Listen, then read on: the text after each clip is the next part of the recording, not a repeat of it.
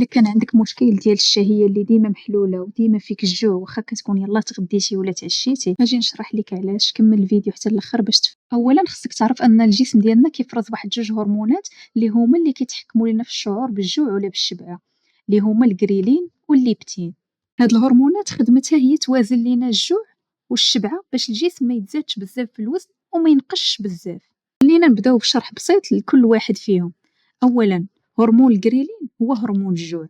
واحد الطريقه باش نتفكروا هو ان المعده كتغرغر فاش كيكون فيك الجوع. هرمون كيجي من المعده وكيطلع في الدم حتى كيوصل للدماغ، وتحديدا لواحد الغده اللي سميتها الهايبوثالاموس ولا الهيبوثالاموس بالفرنسي، وكيبدا يطلق اشارات باش تبحث على الماكله. وفي نفس الوقت الجسم ديالنا حتى هو كيبدا يوجد لهاد الماكله، مثلا حركه المعده كتزاد ولاسيد غاستريك كيبدا يتفرز في المعده باش يعاونها في الهضم. كيفاش كيطلع الغريلين؟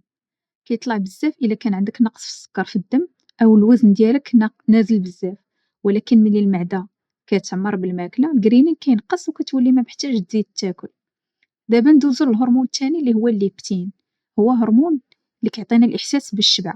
هذا الهرمون كيتصاوب في الدهون ديال الجسم. المهم الليبتين هو هرمون اللي كيبغي يتحكم لك في الشهيه وكيحكمها، يعني كل ما كان عندك الليبتين بزاف كل ما نقصت عندك الشهيه وقل الجوع.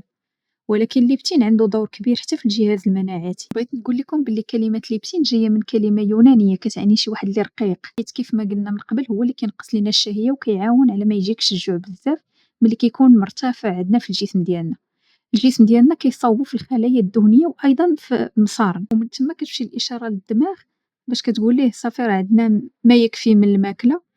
ولكن الا كان الليبتين ناقص عندنا كنبقاو نحسو بالجوع. على هذه في السبعينات وما قبل كانوا الناس كيشوفوا الدهون غير شي حاجه زايده وما عندها حتى شي فايده، ولكن في 30 عام الاخر العلماء وصلوا بان الدهون كتنتج هرمونات مهمه، واول وحده اكتشفوه هي الليبتين. فاش كانوا كيديروا التجارب على الفئران لقاو ان الفئران اللي ما عندهاش الليبتين دغيا كتغلاض. هاد الفكره خلات الناس يقولوا باللي الليبتين الا كان ناقص غيخلي الناس غلاض، ولكن هاد الفكره ماشي صحيحه 100%. دابا فهمنا باللي الليبتين عنده دور مهم في تنظيم الشهيه، يعني الهدف ديالو هو ينقص لك الشهيه وما يخليكش تاكل الا ما محتاج.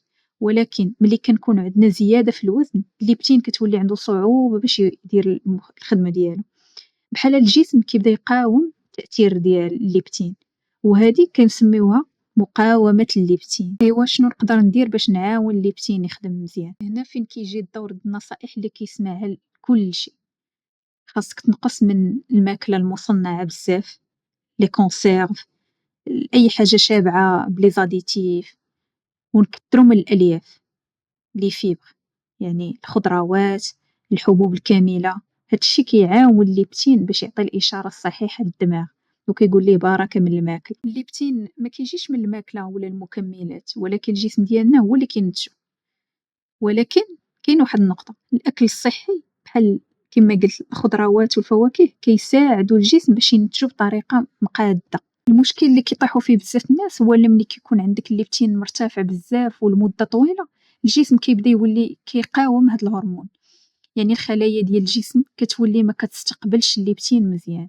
هادشي كيوقع بحال مقاومه الانسولين، بحال ملي كتكون كتاكل بزاف السكريات والجسم كيولي ما كيتفاعلش مع الانسولين. في هاد الحاله الخلايا الدهنيه كتكمل كتنتج الليبتين، ولكن الجسم ما كيعرفش يستعملو، يعني عندك الليبتين ولكن ما كيدير والو.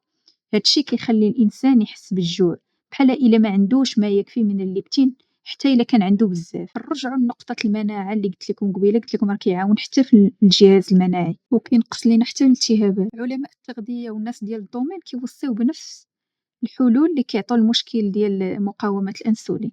يعني الناس اللي عندهم المشاكل اللي ذكرنا قبل كيوصيوهم ديما بالكيتو، يعني ينقصوا الكربوهيدرات ولا يتبعوا الصيام المتقطع ولا يكومبينيوهم بجوج كيكون افضل حل. وكاين بعض الاطعمه اللي ما خاصش يفرطوا فيهم الناس اللي عندهم هاد المشاكل، بحال البروتينات، البيض، اللوز، بروكولي، الشاي الاخضر، الحوت، الرمان، التفاح، لاسبيرولين، الجلجلان، والنعاس بكري.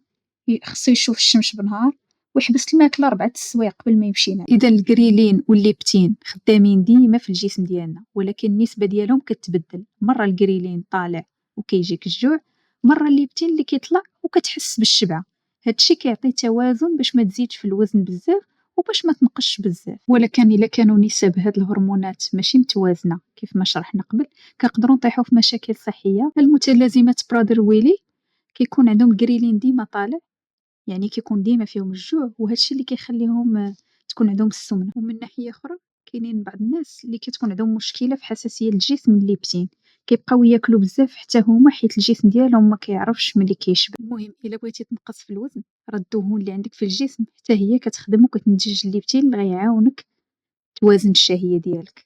نتمنى يكون الفيديو نفعك، وما تنساوش تشاركوا الفيديو مع صحابك والناس اللي عزاز عليكم، وتشتركوا في القناة باش نزيدو ننشروا معلومات على الصحة.